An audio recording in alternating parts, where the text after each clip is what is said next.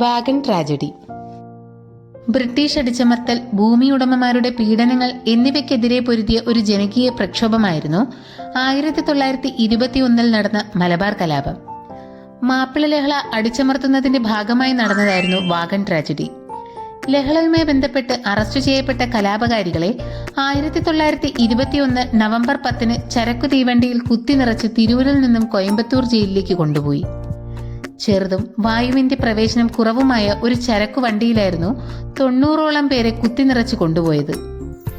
യാത്ര വളരെയധികം ദൂരമുണ്ടായിരുന്നു. അന്തരീക്ഷ താപനില ഉയരുകയും വെള്ളമോ ശ്വസിക്കാൻ യോജിച്ച പരിസ്ഥിതികളോ ഇല്ലാതിരുന്നത് കൊണ്ട് തന്നെ 64ഓളം പേർ മരണപ്പെടുകയും മറ്റു പലരുടെയും നില ഗുരുതരമാവുകയും ചെയ്തു. ഈ സംഭവമാണ് വാഗൺ ട്രാജഡിയായി അറിയപ്പെടുന്നത്. ഹിച്ച്കോക്ക് എന്ന ബ്രിട്ടീഷുകാരനായിരുന്നു കലാപകാരികളെ കോയമ്പത്തൂരിലേക്ക് കൊണ്ടുപോകുന്നതിന് നേതൃത്വം നൽകിയത്. മലബാറിലെ സ്പെഷ്യൽ കമ്മീഷണർ AR നാപ്പാണ് വാഗൺ ട്രാജഡിയെക്കുറിച്ചുള്ള അന്വേഷണത്തിന് നേതൃത്വം നൽകിയത്. കോയമ്പത്തൂരിനടുത്തുള്ള പോത്തന്നൂരിലാണ് വാഗൺ ട്രാജഡി റിപ്പോർട്ട് ചെയ്തത്. സുമിത് സർക്കാർ ബ്ലാക്ക് ഹോൾ ഓഫ് പോത്തന്നൂർ എന്നാണ് ഈ സംഭവത്തെ വിശേഷിപ്പിച്ചത്. തിരൂരിലാണ് വാഗൺ ട്രാജഡി സ്മാരകം സ്ഥിതി ചെയ്യുന്നത്.